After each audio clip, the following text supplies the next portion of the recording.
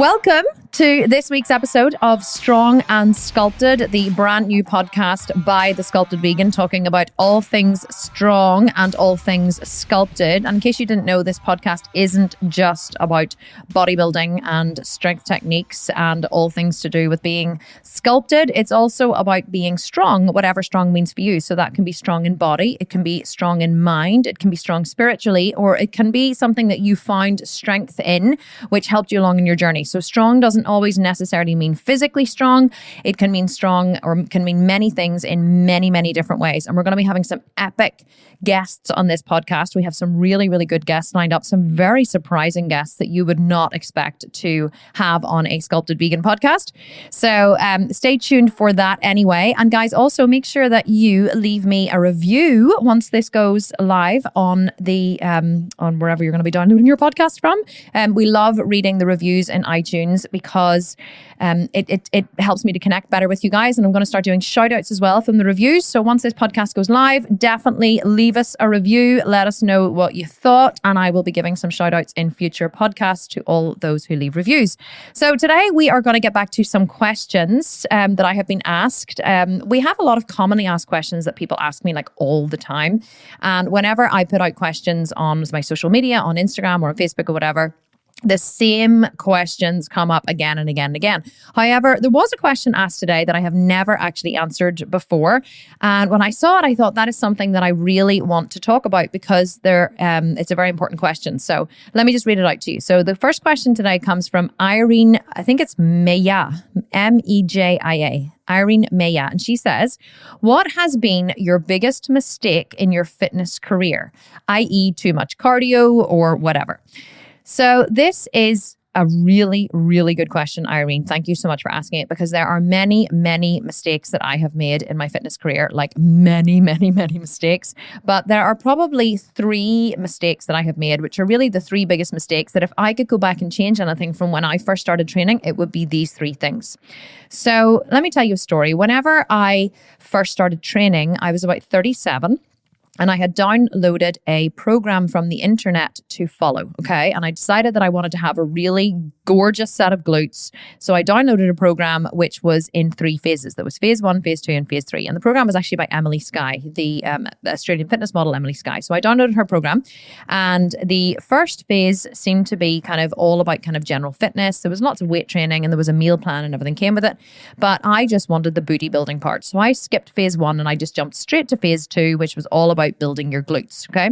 I didn't pay any attention whatsoever to the meal plan. All I wanted to do was do the weight training because, to be honest, I had been studying nutrition for about 20 years. I was a yoga teacher and I had been in the field of nutrition and yoga and detox, and I had literally been such a geek on the human body and learning all about the organs and you know, nutrition and food. I was already a vegan. I'd been a vegetarian for 15 years and I had turned vegan a few years previously. So I thought, you know what? I was just like, I know it all. I'm such a know-it-all. I've always been such a know-it-all. I was like, I don't need to do the nutrition part of the program because I am so knowledgeable in nutrition and I can just figure it all out for myself. So I don't need to even consider that part. All I need to do is do the training. So I went into the gym and I diligently followed the training and I didn't question it. And in this program, there was, you know, you did, I think it was 3 days of strength training or 2 days of strength training and then a day of HIIT workouts. And then you had a day's rest. And then it was, again, 2 days of strength training, 1 day of HIIT workouts and a day's rest. So it was kind of a 3-on-1-off cycle. Again, didn't question it. Just thought, well, this is what Emily did to get her body. So this is what I should do to get my body. And obviously she had an amazing ass and I wanted an amazing ass. So I just thought, well, if I just follow her program exactly 100% the way she has it written, I will get a pair of glutes like Emily Skye's. So I followed the program, except I didn't follow the nutrition part. You see, I was like, I'm going to follow this program exactly. But all I did was follow the gym part and I didn't follow the nutrition part.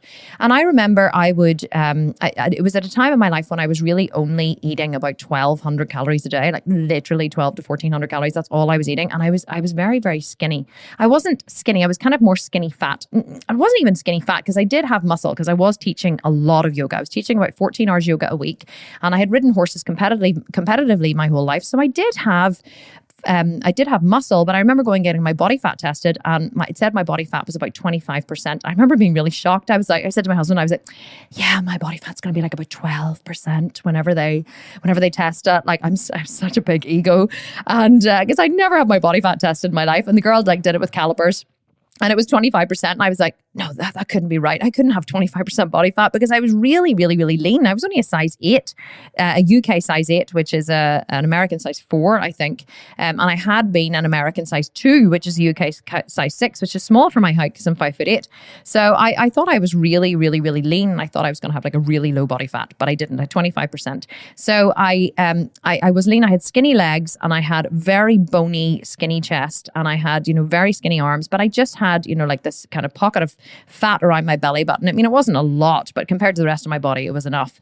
But I did want to have bigger glutes. So I was terrified of eating. I was only eating 1,200 to 1,400 calories a day. I ate no carbs. I thought carbs were the devil. I didn't eat that much fat. And I'd always followed quite a high protein diet, even though I was a vegan or a vegetarian, and I was eating, a lot of protein, but I just wasn't eating enough food. So the biggest mistake that I made in the beginning was not understanding that in order to grow muscle, you need food. And not only do you need food, but you need to time your food around your training. So I just lived in a state of perpetual hunger. And that's the honest to God's truth. I was literally starving most of the time, and I felt hungry a lot of the time, but I had gotten so used to feeling hungry that it didn't really mean anything to me. Hunger was just a feeling in my body because I was used to feeling hungry. And I always remember living by the principle that, Kate Moss, I think it's once said it, or maybe it was somebody else said it first. Food never tasted as good as skinny feels. And that was kind of my motto in life. Whenever I was younger, I was like, I would much rather be hungry than be fat. I've always been terrified of being, overweight because there was a lot of fat shaming went on in my family. And it's just something that was never acceptable for me. So whenever I started in the gym, I didn't realize that I had to feed my muscles extra food in order to cause them to grow. So I would go in and I would train really, really hard in the gym. And then I would be absolutely and utterly starving afterwards. But I would, make myself wait for hours and hours until dinner. And then dinner would be some kind of lean vegan protein with zucchini noodles on the side and a salad. I would very rarely allow myself any quinoa, certainly no rice, no carbs, nothing. I just did not understand the relationship between food and muscle. If you want to build lean muscle, you have to feed them. Now, you don't have to feed your muscles so much that you get fat, but you have to give them the nutrients that they require in order to grow. And the best time that you can feed your muscles is before you train and after you train. So in and around that training window, a lot of the big bodybuilders, like if you study any of the Olympia guys, so the Ronnie Colemans and Jay Cutlers and that kind of stuff, they will quite often drink protein and carbs during their workout. It's called an intra-workout. So they will have a pre-workout, an intra-workout, and a post-workout. So the training window is the most important window that you need to maximize if you're going to build muscle. And I just didn't understand that in the beginning. I was just like, in this, deprivation mindset, this like calorie deprivation mindset where I just, underate. And I was training in the gym and I really wasn't seeing a massive amount of progress. Like I could see like a few muscles and stuff coming through, but I wasn't, I certainly wasn't seeing what I thought was a direct correlation between the work that I was putting in and the way my body was changing. And then what happened was I went to train with a trainer. I saw a bikini model who actually I'm quite friendly with now on Facebook. And I saw that she had tagged her trainer in one of her pictures. And I was like, oh, I want to look like her. Oh my God, I want her quads. I was like, I want her body. But she had these gorgeous big quads. And I always wanted a big pair of melon crusher thighs. And so I wrote to her trainer. It was a Saturday night. And I wrote to him and I sent him a text message. And I said, I really want to train. I really want to get like ripped, because I knew I wanted to do a bikini competition. I had it in the back of my mind, but I was too terrified to tell anybody because I was like, oh my God, the shame of wanting to like stand on stage in a sparkly bikini. Because here in Northern Ireland, it's really, I think in America, being a bikini athlete has a completely different connotation. Like here in Northern Ireland, it's not seen as, as a real top class sport. But I think that it really is viewed that way in America. So over here, I was like terrified to tell my mother that at like nearly 40 years of age, I wanted to stand on stage in a sparkly thong because I knew she would be absolutely horrified. So, and I didn't want to tell my husband either because I didn't think he would approve. But anyway, regardless, I wrote to my trainer, Curtis, and I said to him, I really want to get ripped and I really want to do a bikini competition. Can you help? And he sent back, he was working at the time. He said, I'm just working at the minute. I think he was like a bouncer in a nightclub on the weekends. He doesn't do it anymore. But he wrote back and he said, I'm just working at the minute. But yes, look, I'll text you on Monday. We'll get something sorted. And I said, okay, great. So when he messaged me on Monday and I said, really want to train. This is what I want to do. I said to him, I want to get into bikini shape, but I don't want to do a competition. Like I wasn't even ready to admit to him that I wanted to do a competition. I don't think I was ready to admit it to myself. And so he said, and I'll never forget. And he texted me back and he was like, let's get ripped. And I was like, oh, yes. This guy speaks my language. I was like, yeah, let's get ripped. Like, that's all I ever really wanted. I just wanted to get ripped. I just always wanted to have like a really shit hot body. Like, call me shallow. I get so much flack on Instagram and on Facebook. All these women like leave these nasty comments on the ads that we run, and they're like, oh, body shaming. How dare you shame women saying about their mum tom? I'm like, first of all, I'm not saying about their mum tom. I'm talking about my mum tom. I'm saying I had a mum tom and I hated it. I'm not shaming anybody. I'm not a body shamer. So anyway, I went and I started training with Curtis. And the first thing he said to me was, okay, I want you to keep a food diary for me so I can see what you're eating. So I started keeping a food diary, and then he worked out my calories and macros. And understand, when I started in the gym 3 years ago, I did not know what a macro was. Now, I knew what a macronutrient was. I knew what macronutrients and micronutrients were, but I didn't know what it meant to count your macros. When people would say, count your macros, I'd be like, yeah, like no clue. What does that even mean? Count your macros. So what counting your macros, for those of you who were as clueless as me in the beginning, means is your proteins, carbs, and fats. So if someone says, what's your macros? What they basically mean is what percentage of your diet is protein, what percentage is carb, and what percentage is fat. So if you're eating 2,000 calories per day, a certain percentage of that will be protein. In my programs, it's usually about 30%. So 30% of those 2,000 calories will be protein, 30% will be fats, and 40% will be carbs. So when someone says, what's your macros? That's what they mean, okay? You may know that already. I didn't know that when I first began. I had a lot of learning to do. So Curtis worked out my macros and my calories, and he said, okay, well, just to get you started, and he worked out my body fat and did all that. He said, you need to eat about 1,800 calories. So I was like, oh, right, okay, 1,800 calories. Yeah, that sounds fine. So anyway, so he said, download MyFitnessPal and start tracking your food and see what you're doing. So I said, okay, great. So I went home and I started, everything I ate, I logged into MyFitnessPal. And then I would get to the end of the day and I would say, oh, right, okay, I wonder how many calories I have left. And I would open MyFitnessPal and I only had like 12, I'd only eaten 1,200 calories. And I'd be like, 1,200 calories? Shit, I have another 600 calories to eat. This would be 10 o'clock at night. I think, how do I have another 600 calories to eat? Like it was shocking to me that I was eating so few calories. I really had no idea. And I was so busy. And sometimes I would turn up for training and Curtis would say, what have you had to eat today? And I would say, well, I had a protein shake for breakfast. Like, okay, what was in it? Just protein. What else? Nothing, just protein and water. He's like, that's all you had for your breakfast? What did you have for lunch? Well, I was really busy, Curtis, so I just had protein and water again. You just had protein and water for your lunch? And like all I had eaten all day was like a protein shake in the morning and a protein shake at lunch. And I thought I was doing so well because protein's really good for building muscle, right? So I was eating loads of protein. It's great. And he was like, you're going to wreck your kidneys. This is ridiculous. You need to start eating properly. So because I was on this semi-starvation diet, I found it really, really hard in the beginning. And I just didn't understand. Like I had been training for about 3 months by myself before I went to Curtis. And I just didn't realize how important food was for building muscle.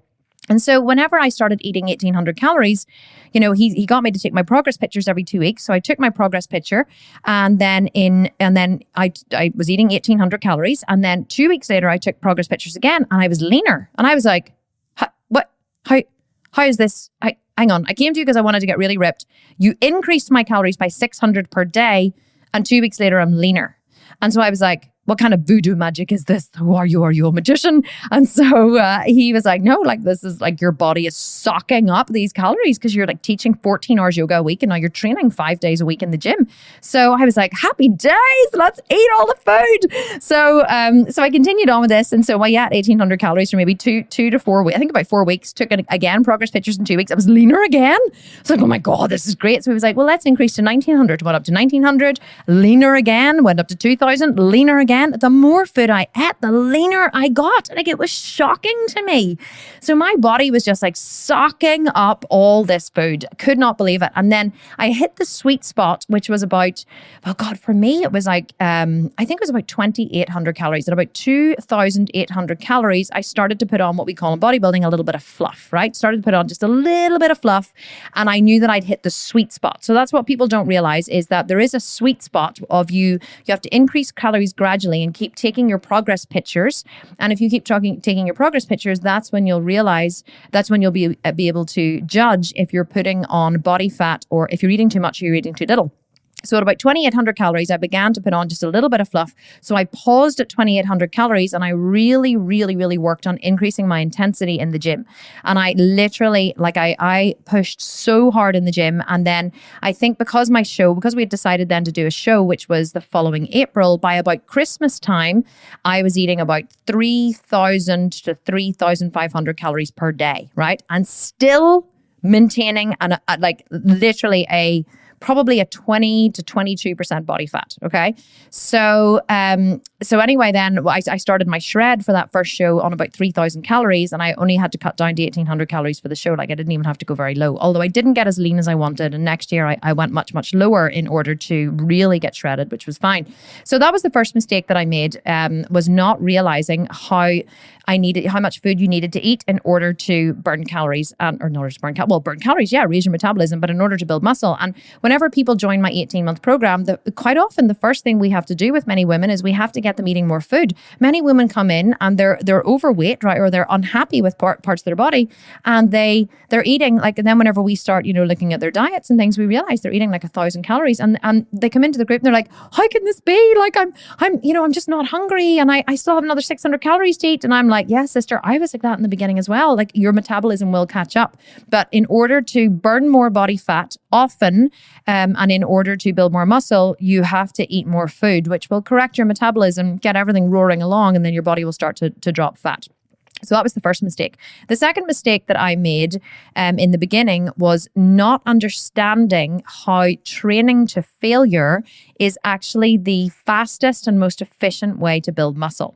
Now, understand, I'm just going to have a little caveat here, because I've had a lot of people having a go at me recently on social media, and they're like, it's not, you're lying. You're like, you don't know anything. And I'm like, oh my God, like, seriously, guys. So everything, just so you know that I stayed on here, is my opinion backed up by my experience and my research. It's not gospel, okay? There's many other people on here who have incredible bodies. I saw my friend, Natalia Mello Fit. She was on Instagram earlier, and Natalia loves her cardio, loves her, her training, which is very different to me. It's very much more active in the gym, and she has an incredible body. So, but this is my opinion, and this is what has worked for me. Okay, so high intensity training has been the thing that has changed my body shape more than anything ever has in 3 years. Because a lot of people don't know, I've actually only been training in the gym for 3 years. It was 3 years past there in April, so 3.5 years. So whenever I first started training, I was training with Curtis, my first trainer, for the first year, and I made incredible gains. And then whenever I started, and then I decided I would train by myself in the second year, because I didn't have a lot of time to be going to Curtis all the time. So I started training by myself. And so I would download programs from the internet, and usually free programs, sometimes paid programs, but there's a lot of free information out there. And I would download these programs from the internet, and I would go to the gym and I would work on these programs. And I trained hard. I was lifting hard. I was always pushing heavy, but I was following the programs exactly. So if the program said 4 sets of free bar squats, 10 to 12 reps, I would do 10 to 12 reps. And that's it. And if it said, 4 sets of lying leg curls, at 10 reps, I would do 10 reps. And when I got to 10, I would stop. And that was it. That's just how I trained.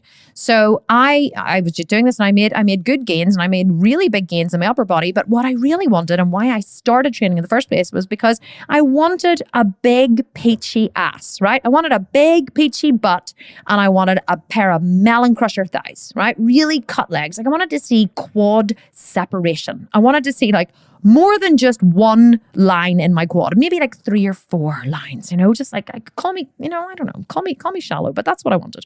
And I just couldn't get that, right? I just was like, oh, these legs. And then whenever I went away to compete in Miami Pro in London 2 years ago, I took a friend of mine and my posing coach, Emma, with me. And Emma had been training with Mark Getty, my current trainer, for a couple of years, I think 3 years maybe.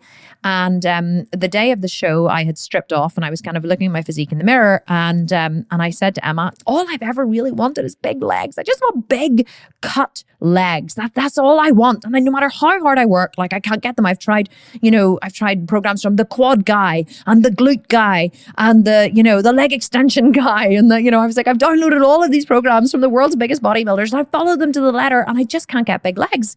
And she was like, you mean legs like these? And she was wearing a pair of like track pants and she dropped them. And I was like, like one of those cartoon characters whenever like their eyes go and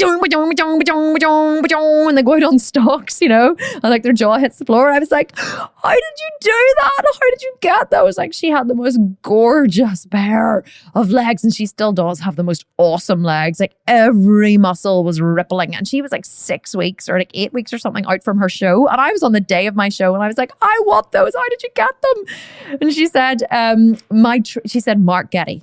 And I was like, who is this Mark Getty? And I was like, take me to your leader, take me to Mark Getty. And so whenever we went home from London, I think I got home on the Monday morning, I said, can you please set up a meeting between Mr. Mark Getty and myself? So she set up a meeting between Mark and I on the Tuesday and I went up to his gym to meet him and we chatted and Mark, I walked in and like Mark is as wide as he is tall. Like Mark's bicep is 24 inches. Like Mark, if you've never seen Mark Getty, look him up on Instagram. He, the Irish Hulk, is very aptly named, is his name on Instagram. Mark is absolutely enormous. Like he is a pro bodybuilder, heavyweight bodybuilder. He's won every major title in his in the federation he competes in, except the universe, which he's competing in 8 weeks from here. So anyway, I went in to see Mark and I said to him, like, Mark, I just want a big pair of legs. Okay, that's all I want. I just want a big pair of legs. He was like, yeah, no problem at all. Like, yeah, come on in and train. So anyway, the first day I went in to train with Mark, I went into the gym and he put me under. He said, right, we're going to squat. So he took me over to the Smith machine and I was like, we're going to squat on the Smith machine because I was an evangelical free bar squatter, right? I was like, thou shalt never squat on anything except the free bar because everyone's an evangelical free bar squatter, aren't they? Right? You're like, for functional strength and fitness, thou shalt squat on the free bar. So he put me under the Smith machine and he was like, well, do you want a pair of legs or don't you? And I was like, well, yes, sir. So I was like, I'm not going to question Mark Getty. So I got under the bar anyway. And he says, do 10 reps warm up there. I didn't put any weight on it. And so I did 10 reps and I was like determined to show him just how strong I was. I was like, so strong. And so then he slapped 2 10s on either side, right? And so which the bar's very heavy on his Smith machine. It's one of those straight Smiths. So the bar's about 30 kilos because the bar's 20 and then there's 2 weights on the side. So it's about 30 kilos. So we slapped 2 10s on, so we're up to 50 kilos. And so Mark goes, right, 10 reps there. So I was like, okay, 10 reps. Yeah, it wasn't hard. It's fine. You know what I mean? 50 kilos. Yeah, easy enough. So then he slaps 2 more 10s on. So we're up to 70 now. And I was thinking, oh, okay, yeah, getting a wee bit heavy. That's good. Like my top rep, my top set in a free bar squat would be about 100 kilos at that point. But that would be with a spotter and I'd maybe do, 6 to 10 reps. But I would not, but like a spotter wouldn't be lifting it, but I would always feel safer if there's somebody there. But I would have, I would have been doing 90 kilos by myself easily, 100 kilos top set. So I was thinking, like I'm going to show this guy what I can do. So he throws another 2 10s on and I got under the bar and he goes, go again. So, and I was like, oh, this squatting on the Smith machine is very difficult. Actually, like, you think it's going to be easier? It's really not because it locks it into the legs, right? Locks it into the legs. There's no wiggling or using any other body part to push that bar up. The main body part you're using to push that bar up is your legs. So I was fine, 10 reps at 70 kilos. So then Mark slaps on another 2 plates, right? Now I found those 70 kilos quite heavy. And by this stage, we're getting into my 4th set.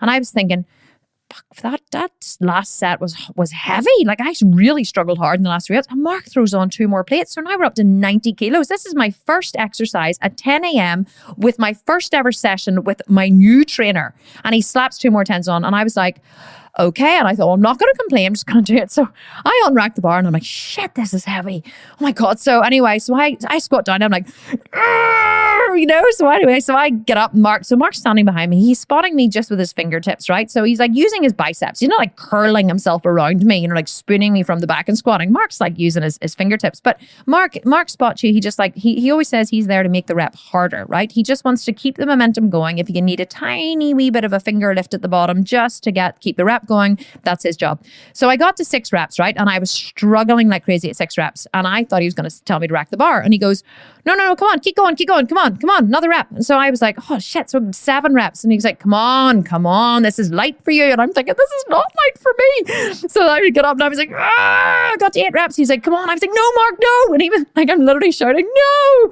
And he's like, come on. I said, oh my God. So I down for another rep and I was like, and it took me like 6 to 8 seconds to get from the bottom to the top. So then he goes, come on, last one. And I'm like, no.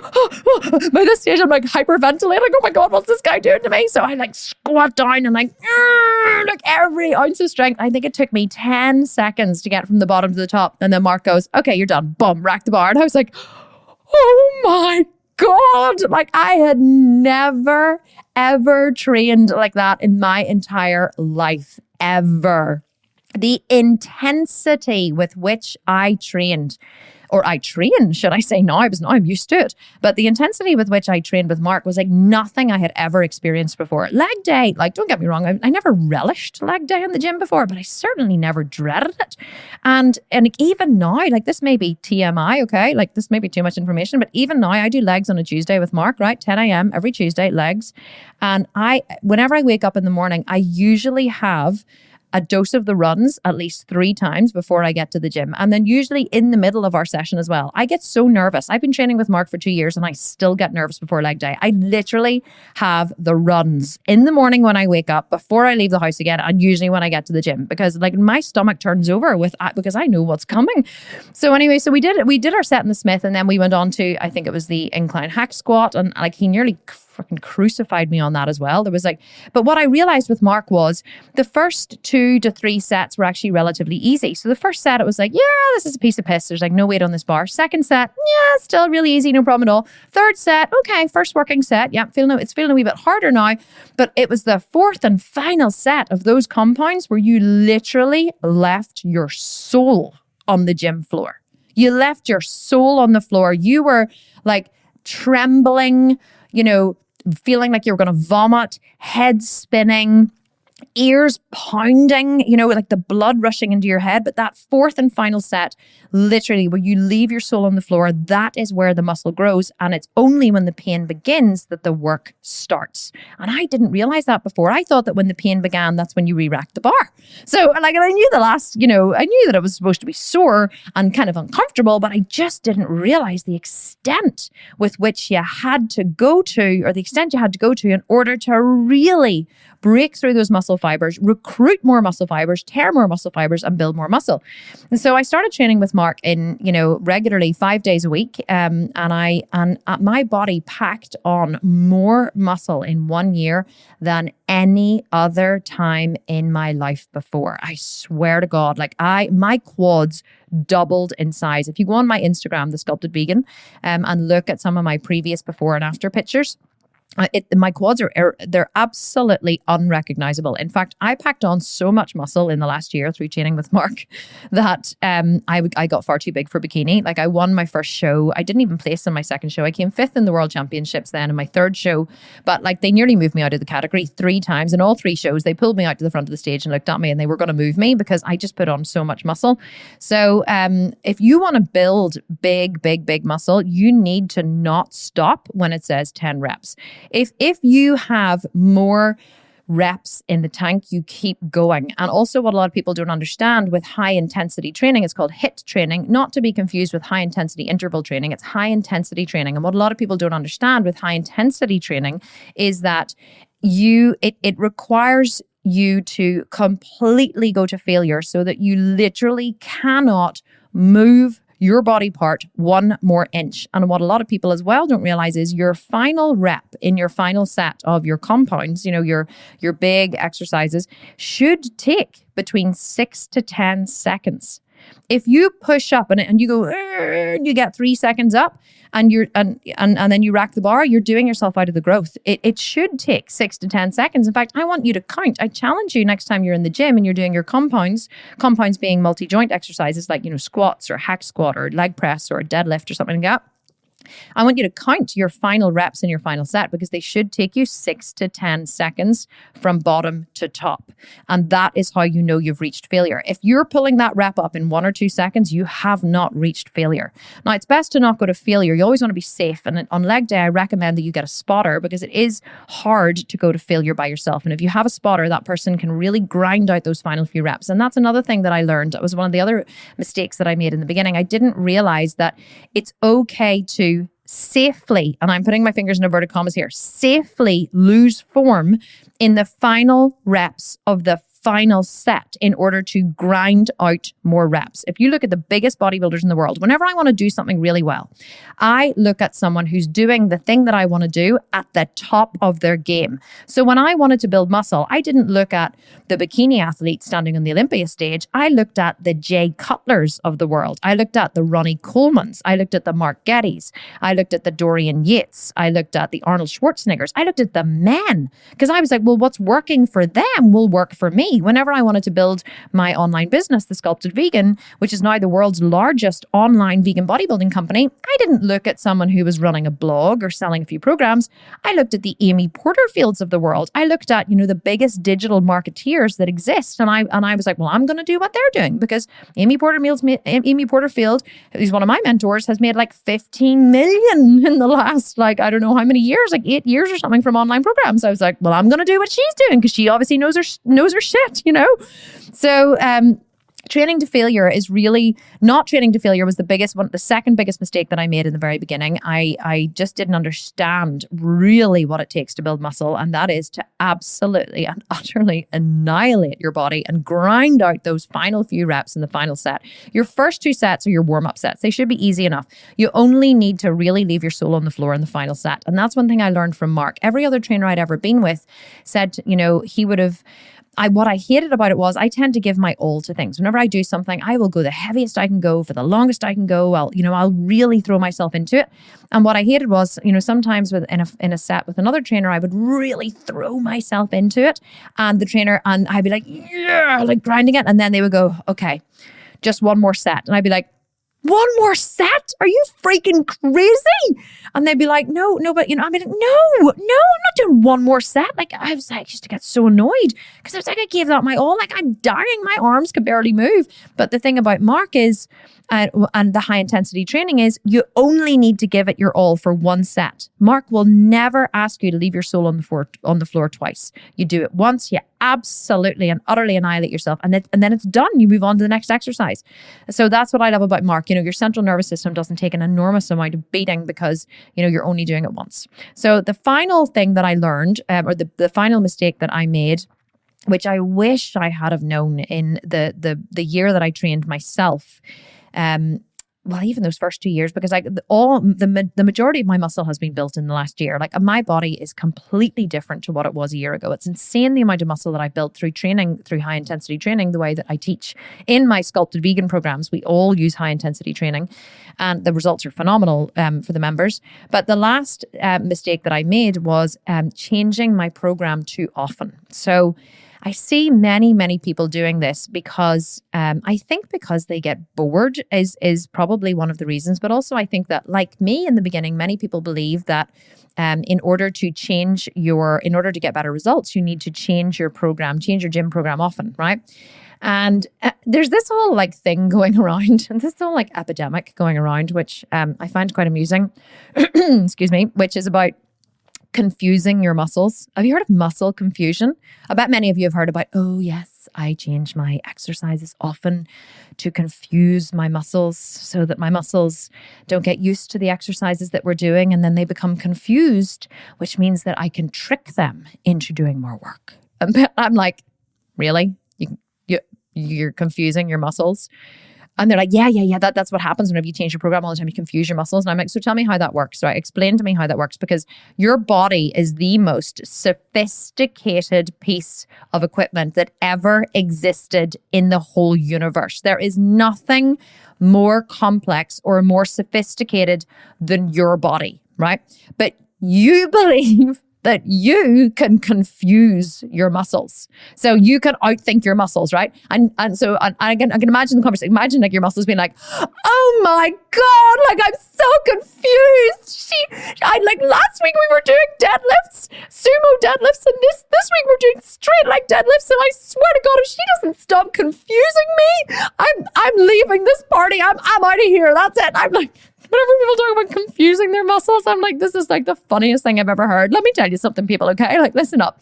You can't confuse your muscles, okay? Can't confuse your muscles. You can't confuse your body. Your body, you're confused if you think you can confuse your body. It doesn't exist. Muscle confusion does not exist, right?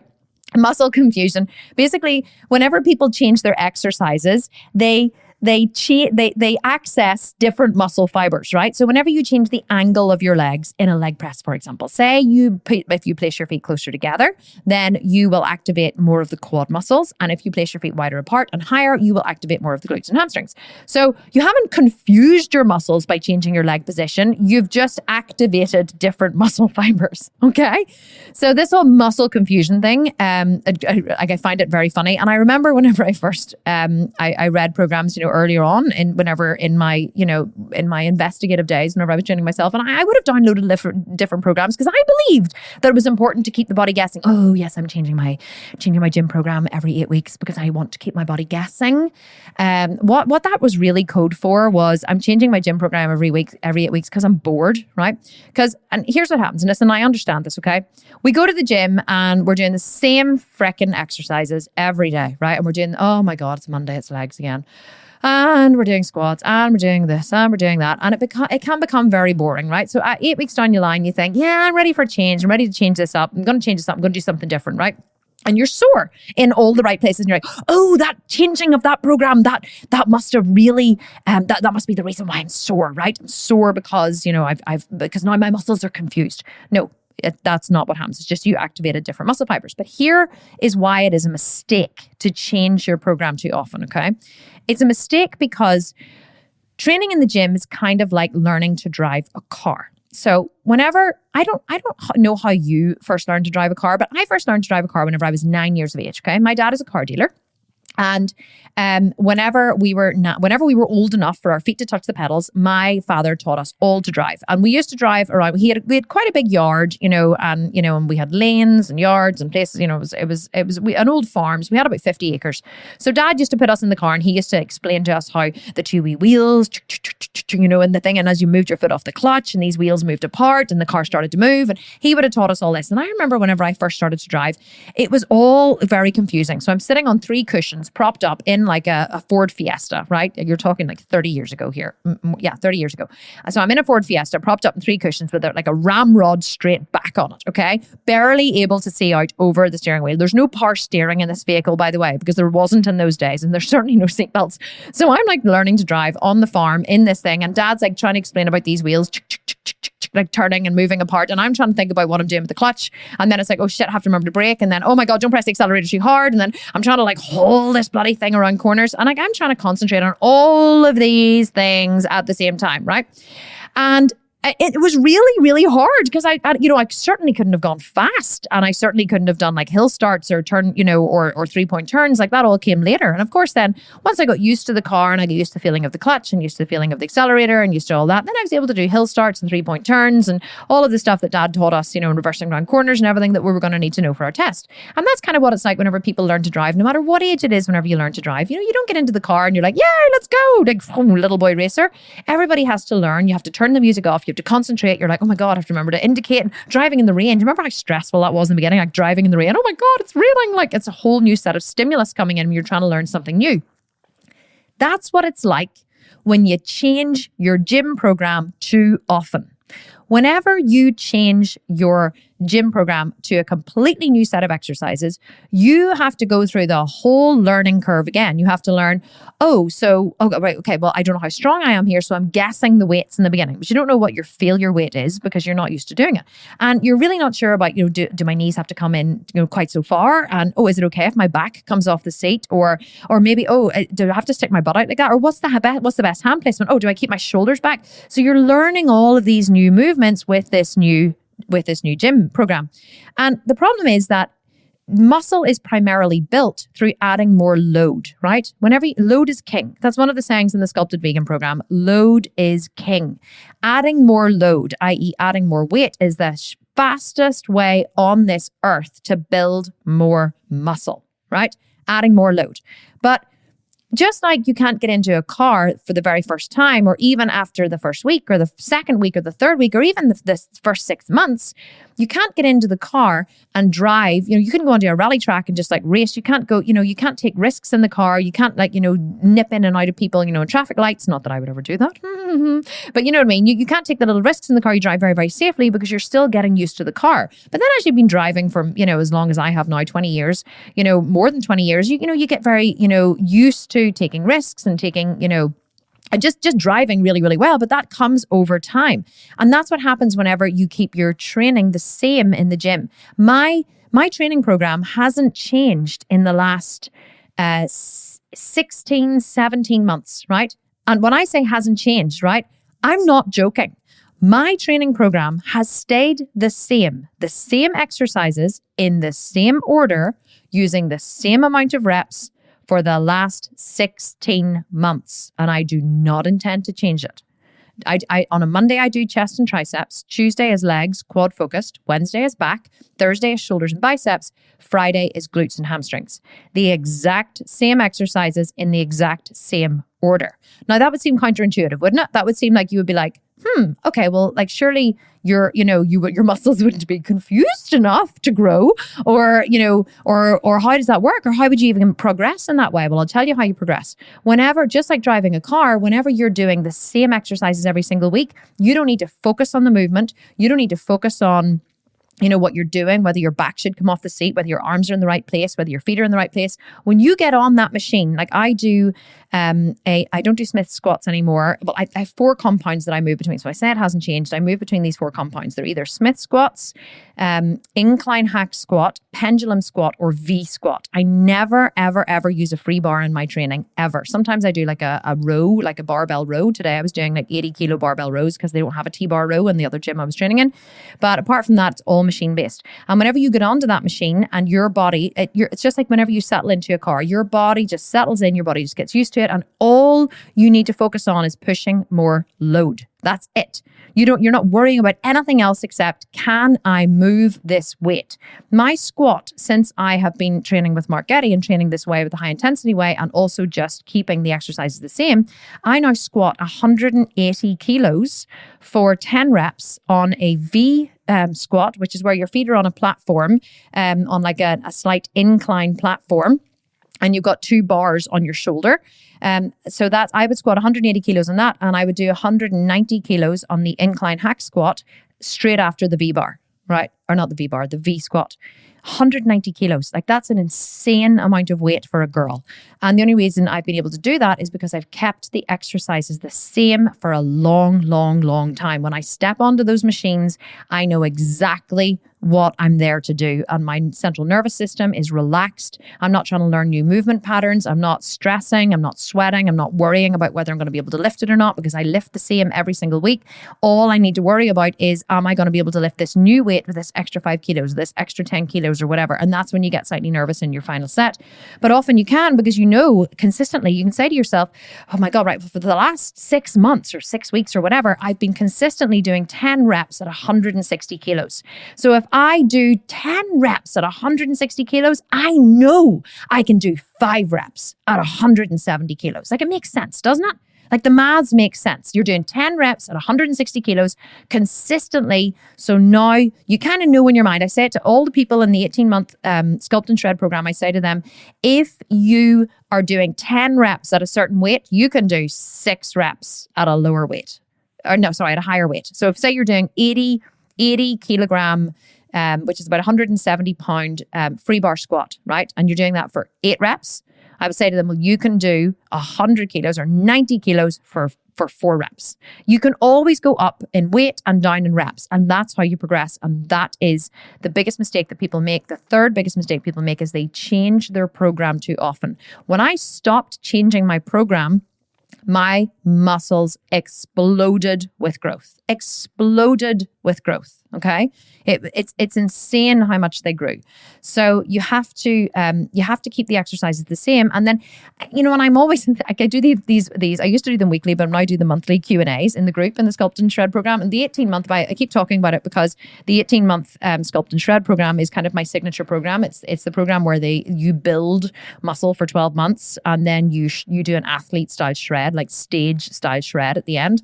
And so, and I'm always saying to them, and they're always like, "Oh, goody, phase 2 is released," because each phase is 10 weeks long, and they get like really excited. "Oh, yay, phase 2. And it always happens like whenever they get into phase 2 or phase 3, and they go, "Yay, phase 2 is released," and they go into phase 2 and they download the PDF, and then they go into the Facebook group and they go, it's kind of the same as phase 1. There's just a couple of exercise changes," and all the other members are like, "Yep," and they're like, But I thought it was going to change. And the members are like, no, you'll understand with Kim's programs.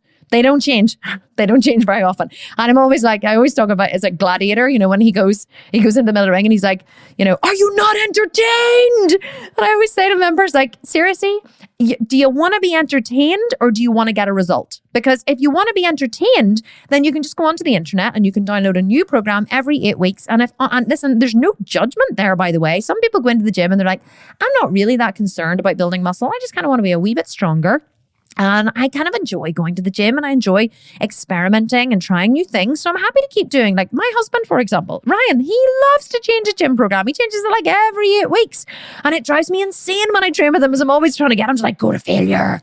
And he's like, "I don't want to go to failure. Like I did fail. I don't want to train like you. I don't want to like leave my soul on the floor." He's like, "I'm 48 years of age. Like I left my soul on the floor many times as a professional rugby player. And now I'm just here to kind of be stronger and, look kind of hot for, being nearly 50. And he does look very hot for being nearly 50. But so that's what he likes. But my goal has always been melon crusher thighs, a booty that could crack a nut, big shoulders, like an hourglass, muscular curves, we call them. I always wanted muscular curves. So if I want muscular curves, I was like, what is the fastest way to get there? And the fastest way to get there is not changing your exercises too often and just working on adding more load. There are 3 things that will progressively overload the muscle. There's more than 3, but these are the 3 main ones that I teach that will progressively overload the muscle in order to make it grow. The first one is adding more load. Okay. So you always go as heavy as you possibly can. Whenever you've maxed out on your load and you can't lift anymore, see if you can add in a few more reps. So if you've just gone up to a new weight and you've done 6, like for example, I've just pushed up to new weights on my V squat and my incline hack squat. And so we dropped the reps back to 6, right? So we were doing 4 sets of 6 reps. And then we did that for 2 weeks. And then, no, we did it for 1 week. Then last week we increased the first 3 sets to 8 reps. And this week we increased the first 3 sets to 10 reps. So still at the new high weight, but now we're pushing back up the reps. Next week we'll stay at the new high weight and we'll push all of the reps up to 10. We'll probably stay there until I get really strong and really confident with the new weights, and then we'll add more load. So the 3 ways that you can progressively overload the muscle are more load first and foremost, more reps once you can get those in, and then reducing the rest periods. So if I was really maxed out on reps and I was maxed out on load and I could not lift anymore, then I would slightly shorten the rest periods, because that's going to, put more pressure on the muscle and cause the muscle to grow. So that's what you always want to be aiming for in the gym. But you want to be aiming for load first and foremost. And then just ask yourself, like, are you here to get results? Are you here to be entertained? And if you're here to be entertained, no problem at all. But my Sculpt and Shred program or any of my programs is probably not going to suit you, because I'm all about the results. I want to get into that gym. I want to do the workout, and I want to get out of there as fast as I possibly can, because I don't really particularly enjoy being in the gym, but I enjoy the results. I enjoy I have a better body now at 40 than I've ever had in my entire life. And that is what I enjoy. And that is what my goal is whenever I'm in the gym.